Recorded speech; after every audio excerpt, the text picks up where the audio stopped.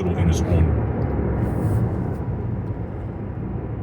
What's up, y'all? This your boy P-Lot, aka the Brick Slinger, and guess what? Your boy got something to say. I know it's been a minute since I did a video. Life has its way of getting folks' attention in order for things to be straightened up. But God get the glory regardless. You know what I'm saying? His grace is sufficient. His mercy endure forever, and His love save me and my wife and many others, including those who are watching this, from multitude of sin. Now, need to say, let's get to this point, and let these bricks get going. I know everybody is making a big viral noise when it comes to Michael Todd, Pastor Michael Todd, with his style of method when it comes to presenting the sermon. And even though he had done some wild and crazy stuff to get folks' attention, this one probably tops them all. Now, there's a clip going on where he is slinging candy and cakes and syrups all over, you know, on the Bible, the communion, it's crazy, man. And people are wilding on the fact that this man has just put syrup on the Bible. You know what I'm saying? Like, you got to be kidding me, man. You gonna be putting syrup on the Bible, the Word of God, really? And many has already feel like he's doing too much anyway.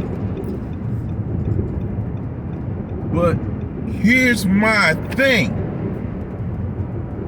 I may not be the biggest fan of his visual method, when it comes to his sermon. But from an artist perspective, I understand what he's trying to say. Or maybe there's something more to it than what has been said. Because here's the thing, it's the clip. And y'all know how I am about clips. Until I see the whole thing, I'm not making a big deal about clips. But today I'm making an exception. Because truth be told, sometimes we don't take the time to get to the whole thing so that we can understand exactly what's going on. We just accept the clips and take it for what it is. That's what gets us in a lot of trouble, is when we take the clip and call it the actual source. When the clip is nothing more than just an advertisement. The clip is nothing more than an appetizer. You just gotta go to the actual place where you get the whole meal. Like you go to the mall, you see this place called Charlie. Charlie go out there with a tray full of samples of their sandwiches, or whether this their well-known joint or something brand new. And if it's good, chances are you may like it and want to go over there and get you either a 12-inch or a foot long, you know what I'm saying? Along with the fries, or the cheese fries, you know what I'm saying? Or to get the lemonade, something. Cause sometimes the appetizer only just get you ready for the full meal anyway, so that you can be completely full. And the only way you're gonna be full off an appetizer, you get you like 3-4 of them. And sometimes the appetizer is just what it is, a teaser. Back to Michael Todd and that little clip where he's just slinging syrup and candy everywhere on the stage. Like he has the room built on the stage to display, you know, the house of the Lord, the church, and all that stuff. And then what got folks really icky and irky is the syrup on the Bible. Like I say, I'm not much of a big fan of his visual method of how he presents the sermon. But from an artist perspective, I understand. I understand what he's trying to say, or maybe there's a message within the message.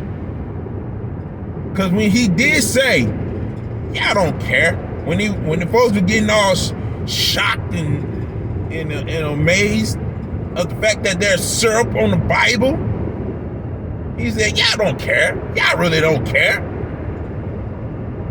I understand what he's trying to say. Because if you really think about it, the church has a history of trying to sweeten up the word of God. They have plenty of times the church have sweetened up the word of God. Excuse me. The church have a history of making the word of God even more sticky than it's supposed to be. The word of God alone should not even have to have no extra stuff on it. Like the word say, you should not add more to it, nor should you take something out of it. The word is for what it is, but the church has a history of trying to sweeten things up or trying to add more just to make it more interesting than it's supposed to be, or try to take some stuff out to make it more interesting. That's why folks have an issue with so many versions of the Bible. They have an issue with any Bible outside, or better yet, any Bible that came after the King James Version. The church has also a history of sweetening up the word and the message. When people talking about picking and choosing scriptures, there's plenty of people have tried to use the word of God and tried to sweeten it up and make it sound like something more personal than prophetic. Let me say that again. There's people in the church, there's a history of people in the church that take on the word of God and try to make it more personal than prophetic. That's where the whole prosperity gospel comes in. That's when you get the whole word of faith ministry comes in. The whole doctrine of word of faith and manifestation and all that extra stuff.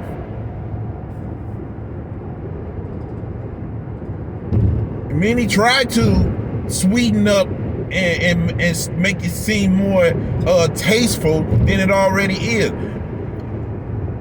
I would even say there's some have tried to present the candy and not the medicine of the gospel. That's why you got so many gummy worm Christians as opposed to cough drops Christians. Meaning, when it comes to the gummy bears, I like gummy worms. My wife will tell you that I love gummy worms. And the candy that I love over gummy worms is Reese's peanut butter cups. But I like gummy worms. Why? Because it's chewable. You know what I'm saying? It's sweet. It gets to the good stuff. Sometimes it be gutty, colorful. Sometimes I'll play around with it, chew it up, keep myself awake and all that stuff. But the only thing it does is satisfy a hunger for a minute. But the cough drop, yeah, it comes hard. It's not sweet. Sometimes it be tangy. But the medicine makes it important to use because the cough drop is meant for me to not have much of a cold, or better yet, it prevents the coughing from being more dramatic. The cough drop keeps me from doing too much when it comes to coughing, because the coughing could mean something.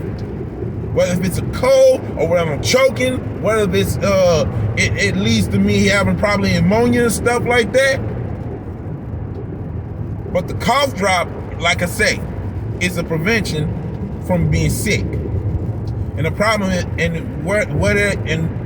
let me say it, and the problem is when it comes to the word of God, it seems like there's more preachers preaching the gummy, they presented a gummy worm gospel, a gummy worm Jesus, in order to produce a gummy worm Christianity, as opposed to a cough drop where you get. That's why so many people are not liking street preachers, because the street preachers are out there serving cough drops, and they serving cough drops like DeRay Love. He's serving cough drops in communities, especially in the letter people community, the Muslim community. You know what I'm saying? And other stuff like that, other religious groups and other activity areas, cough drops as opposed to gummy bears, gummy worms. We as a church have a history of trying to do too much to reach a certain audience, whether it's the youth, whether it's the streets, whether it's the letter people, whether it's black people, whether it's white people, whether it's the Muslims, whether it's the Hindus, the atheists. We do too much trying to present the gospel when the gospel alone do not need any extra stuff. The gospel alone don't need stuff taken out. But we do too much trying to reach the people.